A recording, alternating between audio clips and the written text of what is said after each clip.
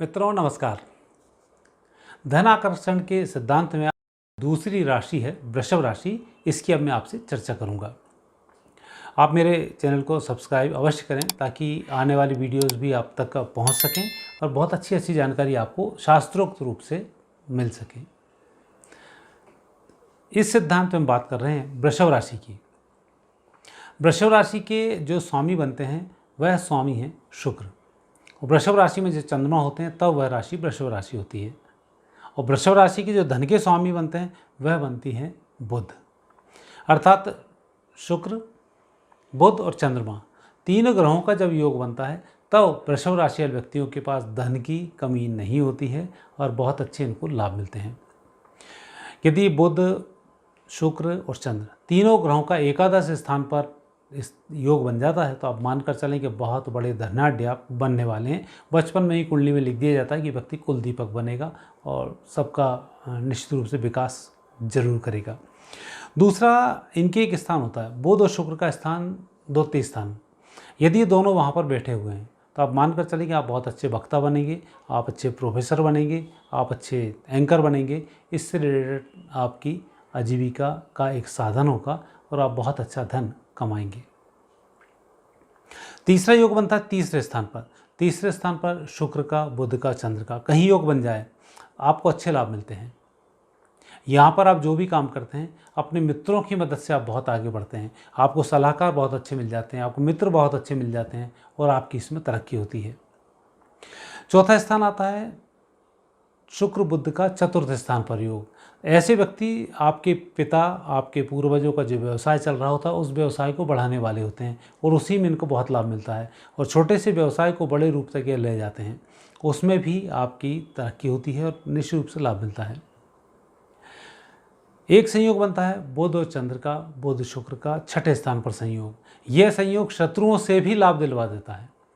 आपके विरोधी हैं, विरोधियों से आपको लाभ लेना है तो भी आपको लाभ मिल जाता है। यदि ऐसा संयोग आपकी पत्रिका में बन रहा हो तो निश्चित रूप से आपको लाभ मिलेगा। शुक्र बुध का अष्टम स्थान पर संयोग। ज्योतिष शास्त्र में तो कहा जाता है कि बुध यदि अष्टम भाव में शुभ होकर विराजमान हो जाए तो व्यक्ति को अदृश्य शक्तियों की भी मदद मिलती है। तंत्र मंत्र से रिलेटेड लोगों को भी इसमें फ़ायदा होता है। कई लोग आकस्मिक रूप से व्यक्ति के आके उस समय मदद कर देते हैं जबकि उसको कोई चारा दिखाई नहीं देता है। तो ऐसा संयोग अष्टम स्थान के बुध शुक्र आपका बना देते हैं। बुध चंद्र, बुध शुक्र का संयोग दसम स्थान पर बन जाए तो यहाँ पर शुक्र थोड़ा सा कमज़ोर होता है लेकिन बुध और चंद्र की स्थिति बहुत अच्छी होती है और आप पढ़ने लिखने वाले होते हैं, अधिकार वर्ग में आप सेलेक्ट होते हैं। वो उत्तम सीए बनना, टैक्सेशन का काम करना, धन से संबंधित, इंश्योरेंस से संबंधित, ब्याज भट्टे का काम करना, म्यूचुअल फंड्स का काम करना, इसमें आप सफल होते हैं। और एकादश स्थान पर यह संयोग बन जाए तो बारे न्यारे आपके होते ही हैं। तो यह तो वो स्थितियाँ थी जिसके माध्यम से आपकी कुंडली में देख सकें कि आप कहाँ बनने वाले हैं, कैसा धन कमाने वाले हैं, कितना धन कमाने वाले हैं। अब हम बात करते हैं दूसरी। यदि आपकी कुंडली में ऐसे कोई योग नहीं है तब आप ऐसे में क्या करें और कैसे पहचानें कि ये चीज़ें हमारे पास नहीं हैं। उसका पहला सिद्धांत है, प्रथम सिद्धांत में ये कि वृषभ राशि का स्वामी शुक्र। वृषभ राशि वाले व्यक्ति मेहनती बहुत होते हैं और उनको उसके अनुरूप परिणाम प्राप्त नहीं होते हैं। जैसा आपने बैल को देखा होगा, बहुत मेहनत करता है लेकिन जुता ही रहता है अपने कार्य में और उसको उतना आउटपुट नहीं मिल पाता है। तो वही स्थिति वृषभ राशि वाले व्यक्तियों के साथ होती है। तो जब आप मेहनत बहुत अधिक कर रहे हैं, आपको धन लाभ नहीं मिल रहा है तो कहीं ना कहीं मानकर चलें कि आपका वृषभ राशि से संबंधित कोई दोष बना आपकी राशि में, जो शुक्र का और चंद्र का सम्मिलित दोष है। शुक्र का दोष बनना है, इसका मतलब आपने कभी भी वृषभ राशि वाले व्यक्तियों के लिए विशेषकर अपने अधीनस्थों को बंधक बनाकर रखा होगा, तब यह दोष बनता है। तो आज आप मेहनत करते हैं, आपको आउटपुट नहीं मिलता है। वृषभ राशि वाले व्यक्तियों पर दूसरा दोष चंद्र का बनता है। चंद्र का दोष, इसका मतलब आपके परिवार में, आपके घर परिवार में, आपके ननिहाल से कोई धन आया होगा या आपके पिता ने आपके यहाँ पर दहेज की मांग की होगी, उसके बाद आपकी उत्पत्ति हुई, तब शुक्र और चंद्र दोनों का मिलाकर दोष बनता है। इस दोष की निवृत्ति भी बहुत आवश्यक होती है। तो यह भी एक समझ में आता है कि यदि आपके यहाँ ऐसा हुआ है, आप अपने माता पिता से पूछ सकते हैं। यदि उन्होंने दहेज मांगा है तो उसके फिर आप निवारण करेंगे। उसके निवारण में ये होता है व्यक्ति को खुद की शादी में दहेज नहीं लेना चाहिए। और किसी गरीब कन्या की शादी उसको करा देनी चाहिए, तो उससे ये दोष मिट जाता है और धन आगमन उसका शुरू हो जाता है। तीसरा जुड़ता है सबसे अच्छा, जो धन का ही कारक है। और बुध जब धन का कारक बनता है तो ऐसे समय में माता, मौसी, बहन, बुआ, इनका कहीं ना कहीं दोष बनता है और इनसे आपकी खटपट बनी रहती है। तब मानकर चलें कि इनका कोई दोष है और आपके पास धन नहीं आ रहा है। बुध का दोष होता है तो इन सभी का सम्मान करें, माता का सम्मान करें। हालांकि माता के सम्मान से चंद्र प्रबल होता है, लेकिन जब बुध दूषित होता है द्वितीय स्थान का, तब संबंध होता है माँ का बहन के, माँ का दादी के रूप में, मतलब वहाँ एक संबंध हट जाता है। तो उस संबंध में आपको माँ का सम्मान करना चाहिए, मौसी का सम्मान करना चाहिए, बुआओं का सम्मान करना चाहिए, बहनों का सम्मान करना चाहिए। और समय आने पर बुधवार को इनको दक्षिणा जरूर देनी चाहिए या बुधवार को इनके चरण स्पर्श अवश्य करनी चाहिए, इनका आशीर्वाद लेना चाहिए। तो इससे आपका बुध ठीक होता है।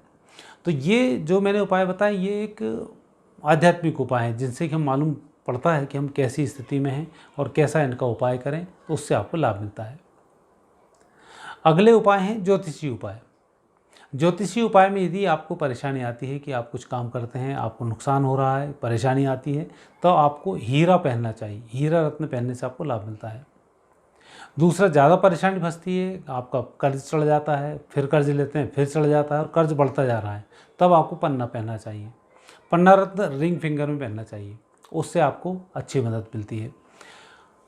और तीसरा जो उपाय इसमें होता है वह उपाय होता है कि जिस काम को भी हम करने जा रहे हैं, उस काम को करने से पहले हनुमान जी के मंदिर की एक परिक्रमा जरूर करनी चाहिए और उन्हीं की कृपा से इन तीनों ग्रहों का बैलेंस हो जाता है।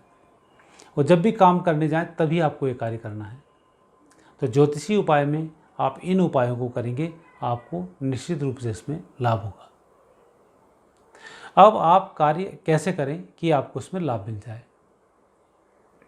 तो वृषभ राशि वाले व्यक्तियों को जो कार्य करने हैं, एक तो मेहनत से व्यक्ति को जी नहीं चुराना चाहिए, अर्थात दूर नहीं भागना चाहिए। जितनी आप मेहनत करेंगे आपको फल उतना ही अच्छा प्राप्त होगा, ये मानकर चलें। क्योंकि संतान के माध्यम से भी उत्तम धन की प्राप्ति होती है। तो वृषभ राशि वाले व्यक्तियों की संतान बहुत अच्छी होती है और उनसे उनका लाभ मिलता है, यदि आप नेक नियत ईमानदारी से कमाई करते हैं तो। दूसरा, जब आप कोई कार्य करने जाएं उसकी स्टडी आप पहले करें, कि वृषभ राशि वाले व्यक्ति कम काम करके, कम सोचकर उस काम को ज़्यादा तेज़ी से करने की कोशिश करता है और यही कारण है कि उसको नुकसान हो जाता है। तो स्टडी आप पूरी करें, क्योंकि स्टडी आप पूरी करेंगे तब आपका बुध सही होगा, बुध सही होगा तो आपकी तरक्की सही होगी। तो इसलिए आपको मेहनत बहुत करनी है, उस मेहनत के अनुरूप आपको कार्य करना है। और तीसरा, चंद्र की आपको कृपा करनी है, चंद्र की आपको कृपा लेनी है। तो माता पिता से या अपने गुरुजनों से जो योजना बना रहे हैं उसकी बात आप अवश्य शेयर करें। जितने अनुभवी लोगों से मिलकर आप कार्य शुरू करेंगे, आपको सफलताएं उतनी अच्छी और उतनी जल्दी प्राप्त होंगी। तो ये वृषभ राशि के लिए ये 3 ऐसे कैरेक्टर्स हैं जिनके माध्यम से आप जो भी काम करेंगे उसमें आप सफल होंगे।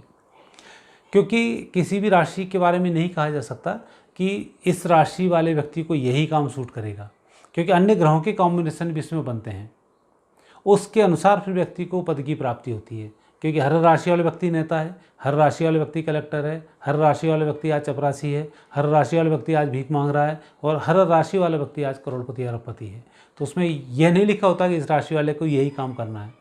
जब उनका कॉम्बिनेशन कुंडली में बनता है उसके अनुरूप फिर वह कार्य करते हैं, उसमें सफल होते हैं। लेकिन इस राशि के अनुरूप उसका कैरेक्टर वही रहेगा, चाहे उद्योगपति होगा तो वैसे ही होगा, व्यवसायी होगा बड़ा तो व्यक्ति वैसे ही होगा, राजनेता होगा तो वैसा ही होगा, अधिकारी होगा वैसा होगा, भिखारी होगा तो भी वैसा होगा। तो वो जो कैरेक्टर हैं वो आपका फिक्स रहेगा जो उस राशि का है। और राशि के कैरेक्टर्स के लिए आप मैंने पहले वीडियो बनाए थे, हर राशि वाले व्यक्ति का क्या चरित्र होता है, कैसा होता है, वो आप पहले वीडियो देखेंगे आप तो उसमें आपको मिल जाएगा, उसके अनुरूप आपको सफलताएं भी मिलती हैं। तो इन उपायों को आप करें, निश्चित रूप से आपको इसमें लाभ मिलेगा। और जो भी आप व्यवसाय कर रहे हैं उस व्यवसाय की मैंने आपसे चर्चा की है, उसमें आप कैसे सफल हों, इस कार्य को आप करेंगे, निश्चित रूप से आपको सफलता की प्राप्ति होगी। लेकिन अब इसके विपरीत एक बात मैं आपको और बतलाऊँ, वह बात है वृषभ राशि वाले व्यक्तियों को किन परिस्थितियों से बचना चाहिए, क्योंकि वृषभ राशि वाले व्यक्तियों के लिए यह बहुत महत्वपूर्ण बात है। सबसे पहले वृषभ राशि वाले व्यक्तियों को बचना चाहिए किसी भी व्यक्ति को पैसे उधार देने में। आपने किसी व्यक्ति को पैसे उधार दिए और आपका पैसा वापस लौटेगा ही नहीं, बहुत सोच समझकर आप उधार दें। दूसरा, वृषभ राशि का स्वामी शुक्र बनता है। जुए, सट्टे, शेयर से आप दूर रहें। शेयर्स लंबे समय के ले सकते हैं, म्यूचुअल फंड आप लंबे समय के लिए ले सकते हैं, लेकिन शॉर्ट टर्म में आप कोई काम नहीं करेंगे। इंश्योरेंस आप कराएं, इंश्योरेंस से आपको भविष्य में लाभ मिल जाएगा, तो वो पैसे के रूप में आपको इस तरह से आप पैसा बचा सकते हैं। अपने जीवन साथी को आप पैसा दें, आप अपने पास पैसा ना रखें, आपके पास पैसा बच जाएगा। खुद के पास पैसा होगा तो खर्च अवश्य हो जाएगा, उसको आप नहीं बचा पाएंगे। और एक महत्वपूर्ण बात, वृषभ राशि वाले व्यक्तियों के लिए कभी भी कोई कार्य ऐसा नहीं करना चाहिए जिससे किसी को लंबा नुकसान हो। अर्थात आपको धोखेबाजी से बचना चाहिए, झूठी जमानत देने से बचना चाहिए और किसी व्यक्ति को झूठे आश्वासन देने से आपको बचना चाहिए, क्योंकि इन सब को करने से शुक्र दूषित होता है और धन आपका चला जाता है। तो आई हुई लक्ष्मी को आपको प्राप्त करना है, तो इन सब उपायों को आप अवश्य करें, इनसे आपको लाभ प्राप्त होगा। आपको ये प्रोग्राम कैसा लगा, ये वीडियो आपको कैसा लगा, आप मुझे कमेंट्स बॉक्स में अवश्य लिखें और आप क्या जानना चाहते हैं वह भी आप मेरे को लिख सकते हैं। धन्यवाद।